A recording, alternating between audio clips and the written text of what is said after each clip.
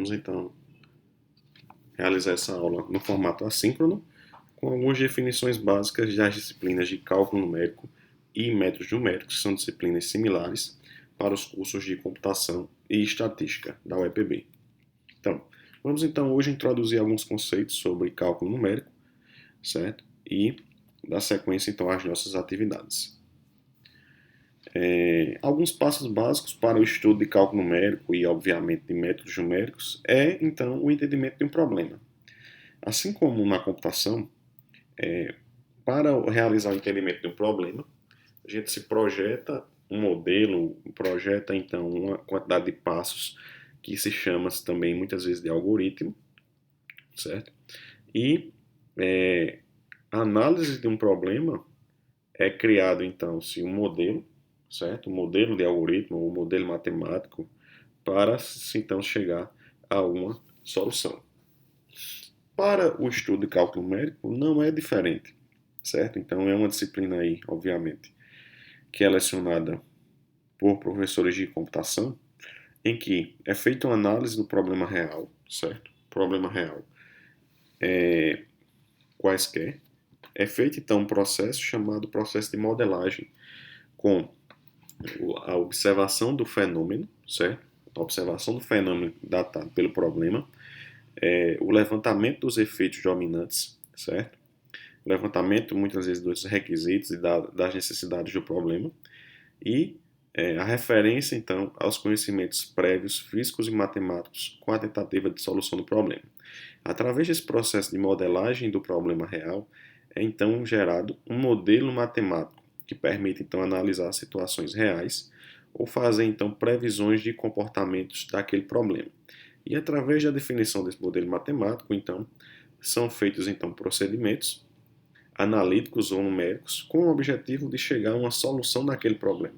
Então, muitas vezes a solução do problema é a aplicação do modelo matemático, utilizando então procedimento analítico, a determinação de valores ou a aproximação de valores numéricos para se chegar à solução de um problema. Isso aí, então, é uma aplicação, o estudo de cálculo numérico e métodos numéricos é, então, aplicado para engenharia, computação, estatística, em várias áreas aí nas ciências exatas. Então, o cálculo numérico e métodos numéricos compreende basicamente a análise dos processos que resolvem problemas matemáticos por meio de operações aritméticas, ou seja, nada mais é do que realizar operações aritméticas em cima de um modelo matemático com o objetivo de chegar a uma determinada solução do problema. E aí o desenvolvimento de uma sequência de operações aritméticas que levam às respostas numéricas desejadas. Então, basicamente, como eu disse, é desenvolver algoritmos, certo? E realizar a execução daquele algoritmo com o objetivo de chegar a uma resposta numérica desejada. E daí o uso de computadores para a obtenção das respostas numéricas, o que implica em escrever o método numérico como um programa de computador, como um algoritmo que vai ser gerado um programa de computador e, obviamente, um uso de um computador é uma máquina analítica que vai então gerar, obviamente, dependendo da quantidade de execuções necessárias para chegar à resolução do problema, será visto nessa disciplina de cálculo numérico e métodos numéricos, será visto então vários erros que deverão ser calculados em cima da solução que foi encontrada para um determinado problema. Nós vamos analisar vários erros durante o processo de execução da solução estabelecida. Então, espera-se com isso obter respostas confiáveis para problemas matemáticos. No entanto, não é raro acontecer que os resultados obtidos estejam distantes do que se esperaria obter. Então, se eu tenho um resultado esperado e eu tenho um resultado obtido, e eu tenho uma diferença entre esses resultados, então eu tenho o que chamamos de erro, certo? O erro que está atribuído a esse processo de cálculo, e nós vamos então, os objetivos é a gente também calcular, mensurar e avaliar esses erros em cima do procedimento do resultado que foi então obtido.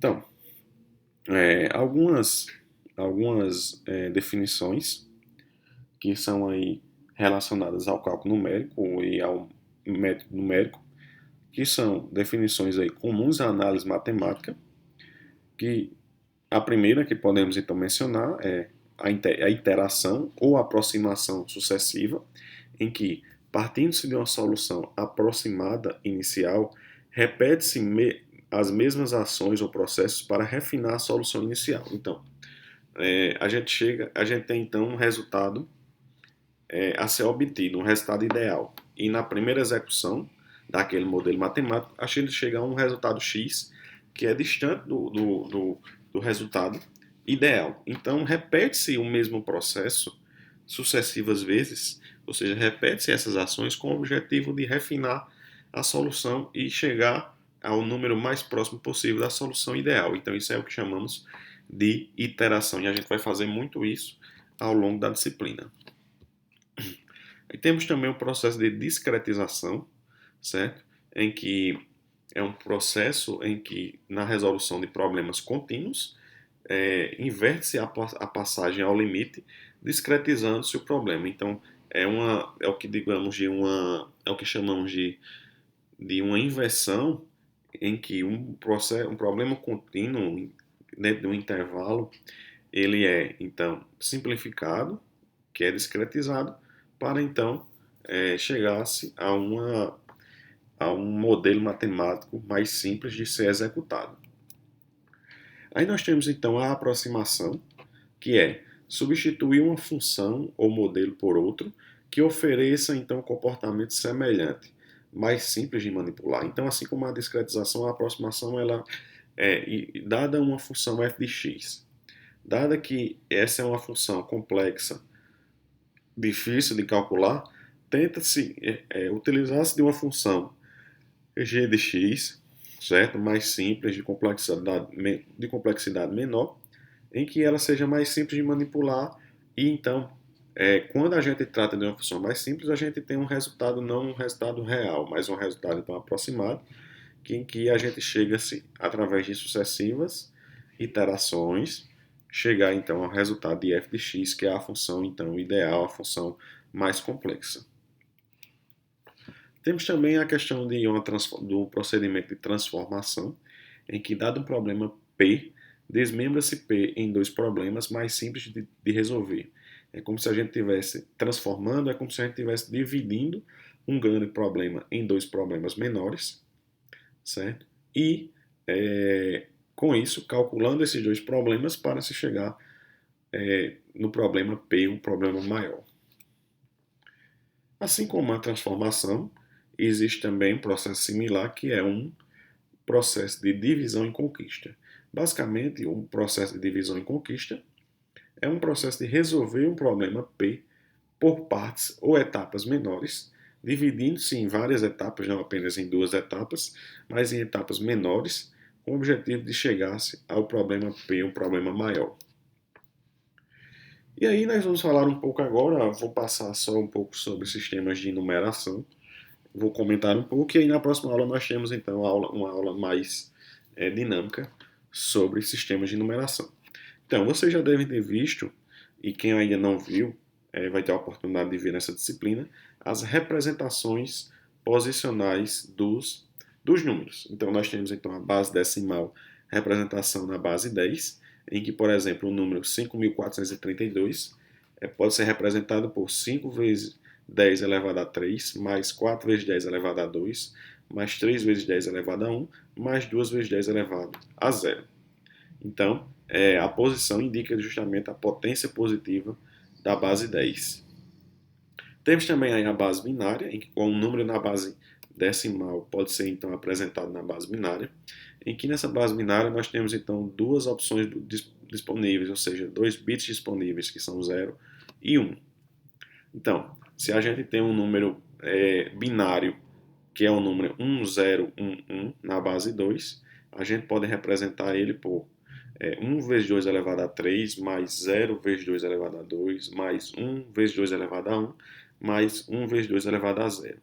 Isso aí, se a gente quiser converter para a base decimal, a gente chega aos números 8 mais 0 mais 2 mais 1, que é igual a 11 na base decimal. Estou apenas mostrando rapidamente como é que funciona. E aí na próxima aula a gente tem então uma revisão mais aprofundada sobre sistemas de numeração. Aí nós temos também sistemas com a potência negativa, certo?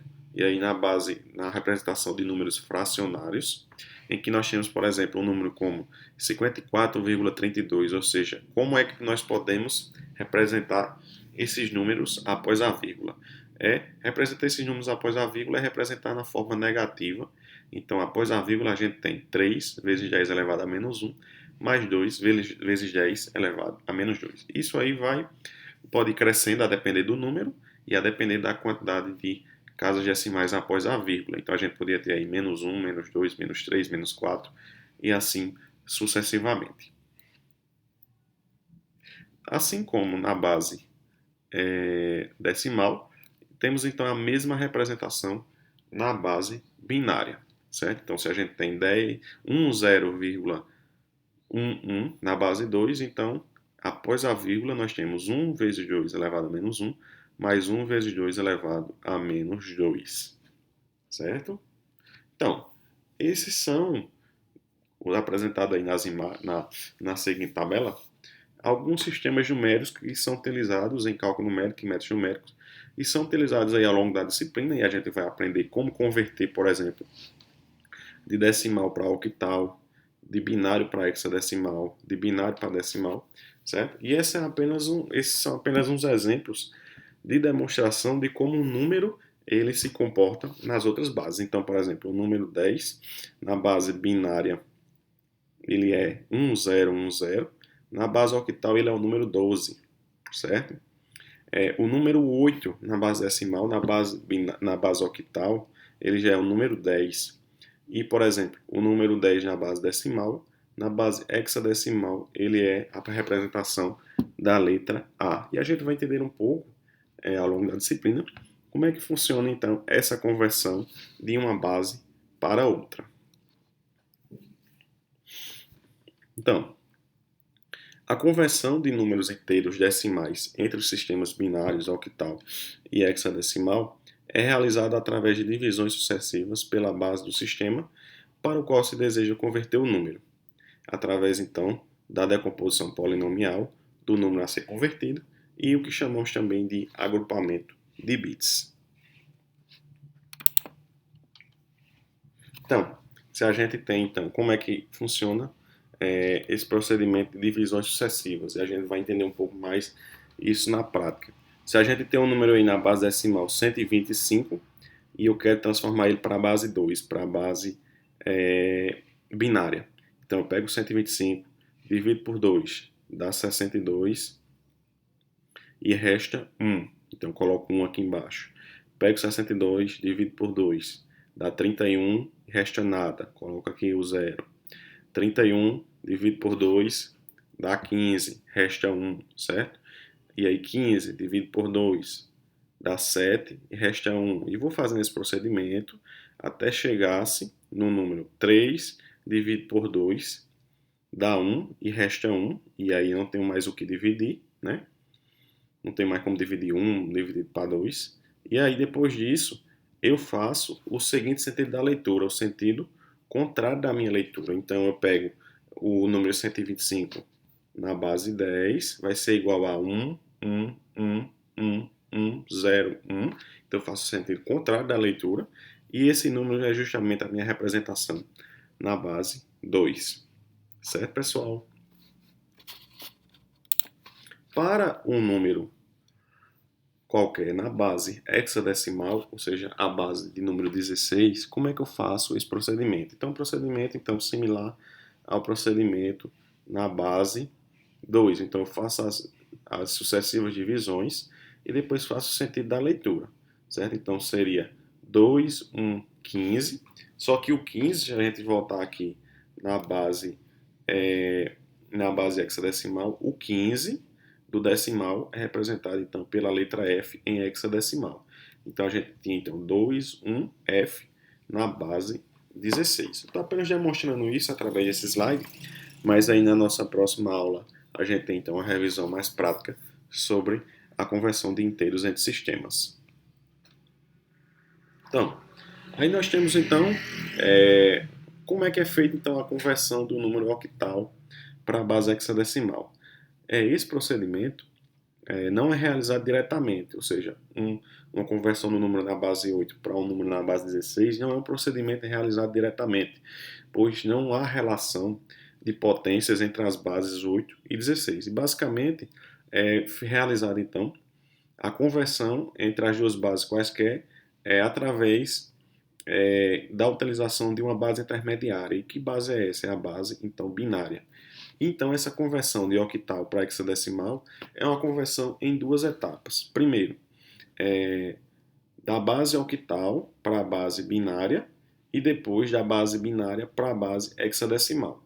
Se fosse o contrário, a conversão de hexadecimal para octal, então, da hexadecimal para a binária e depois da binária para octal. Então, existe então essa base intermediária em que o processo ele é dividido aí em duas operações e não é um procedimento direto entre uma base e outra. E a gente vai aprender isso depois com mais calma, como é que é feito esse passo a passo.